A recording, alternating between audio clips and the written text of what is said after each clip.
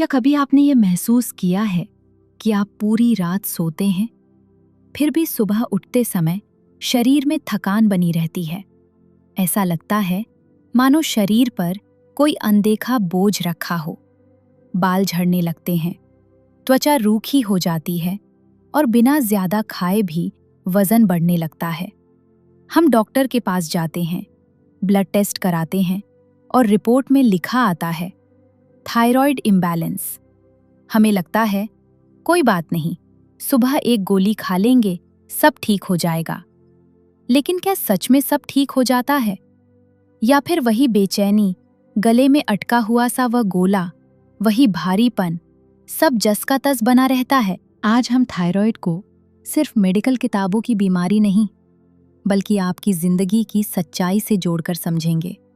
आज हम एक सवाल पूछेंगे, क्या थायराइड केवल शरीर की बीमारी है, या ये आपकी दबी हुई आवाज है जो चीख कर बाहर आना चाहती है? पहले ये समझते हैं कि थायराइड आखिर है क्या।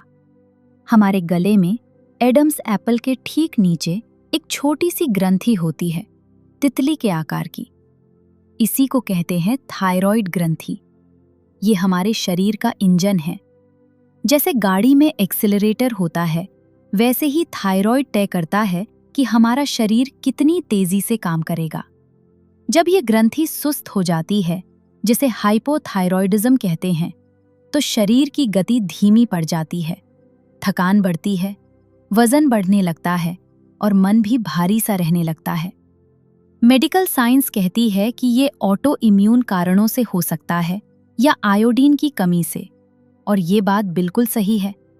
हार्मोन को संतुलन में लाने के लिए दवा जरूरी है, लेकिन सवाल अब भी वही है, ये ग्रंथि संतुलन से बाहर गई ही क्यों? प्राचीन योग विज्ञान और आयुर्वेद मानते हैं कि हमारा शरीर केवल मांस और हड्डियों का ढांचा नहीं है।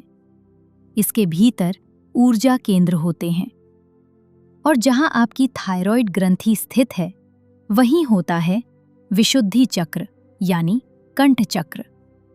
यह चक्र किसका केंद्र है? यह केंद्र है संवाद का, स्व अभिव्यक्ति का, सच बोलने का। अब जरा अपनी जिंदगी को पीछे ले जाकर देखिए।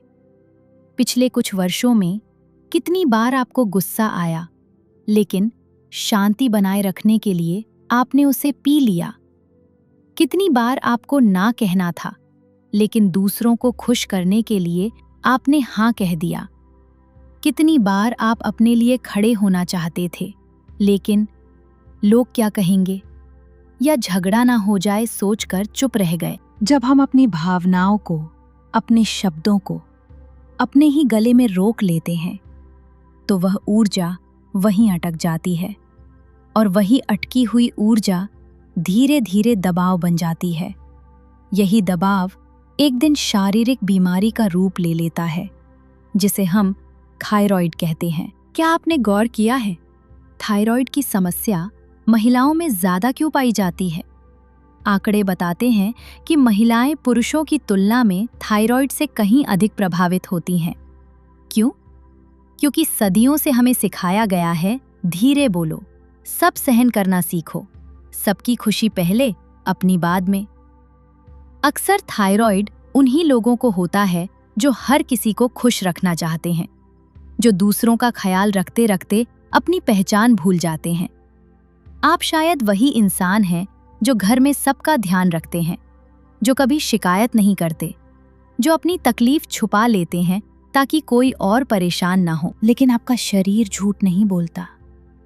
जब आप अपने सच को बार बार निगलते हैं, तो आपकी थायराइड ग्रंथि भ्रमित हो जाती है। उसे समझ नहीं आता कि कब सक्रिय होना है और कब शांत। हाइपोथायरॉयडिज्म असल में शरीर का ये कहना है, मैं थक गया हूं, मैं अब और अभिनय नहीं कर सकता, मुझे मेरी आवाज वापस चाहिए। तो मेरी बहनों, अब सवाल है, हमें करना क्या चाहिए? क्या दवा छोड़ देनी चाहिए? बिल्कुल नहीं।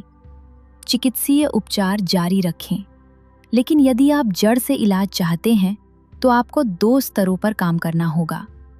पहला है शारीरिक उपचार। सुबह खाली पेट धनिए का पानी पिएं। यह थायराइड के लिए अमृत समान है। धनिया पानी शरीर में आयोडीन के अवशोषण को बढ़ावा देता है, जो थायराइड हार्मोन के लिए जरूरी है।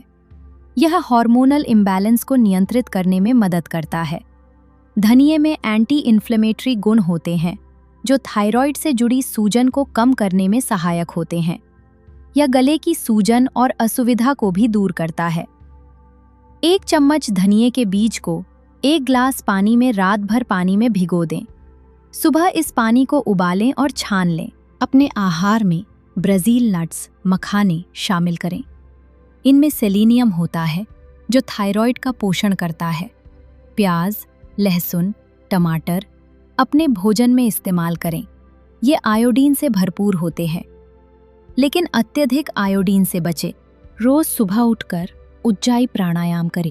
उज्जाई प्राणायाम गले से आवाज निकालकर श्वास लें। इससे कंठ क्षेत्र में रक्त संचार बढ़ता है। यह मन को शांत करता है, तनाव कम करता है और नियंत्रित श्वास के माध्यम से थायराइड ग्रंथि को नियमित करता है।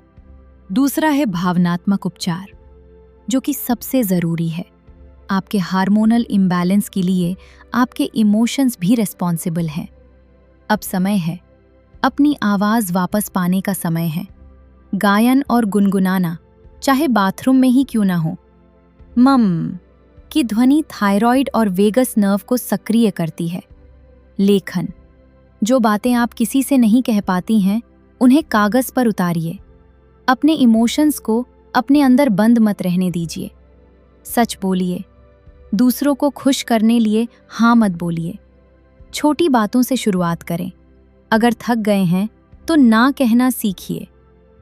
रोज अपने गले पर हाथ रखकर कहिए, मैं सुरक्षित हूँ, मेरी आवाज़ मायने रखती है। तो मेरी प्यारी बहनों, अंत में बस इतना ही कहूँगी, थायराइड केवल एक मेडिकल रिपोर्ट या गले की बीमारी नहीं है। आध्यात्मिक रूप से देखें तो यह एक संकेत है कि आपकी आत्मा कुछ कहना चाहती है।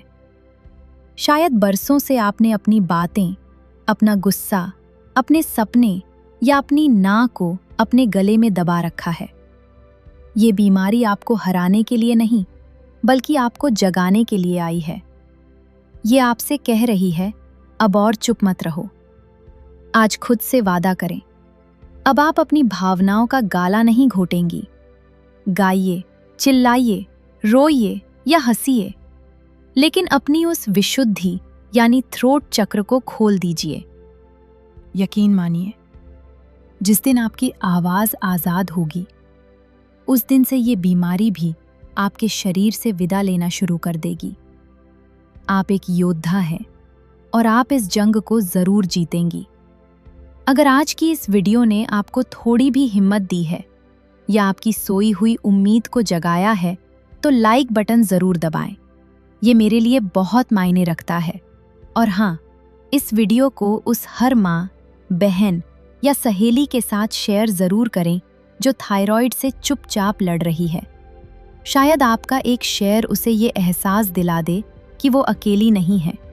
अगर आप अपने जीवन में हीलिंग और पॉजिटिव एनर्जी को जगह देना चाहती हैं, तो अभी सब्सक्राइब का बटन दबाकर सोलफुल स्वाति परिवार का हिस्सा बने। अगर ये वीडियो आपके दिल तक पहुंचा हो, तो नीचे कमेंट में एक हार्ट ज़रूर सेंड कीजिए और कमेंट बॉक्स में माई वॉइस मैटर्स या मेरी आवाज़ मायने रखती है लिखकर सेंड करें। मिलते हैं नेक्स्ट हीलिंग वीडियो में। तब तक स्वस्थ रहें और खुश रहें।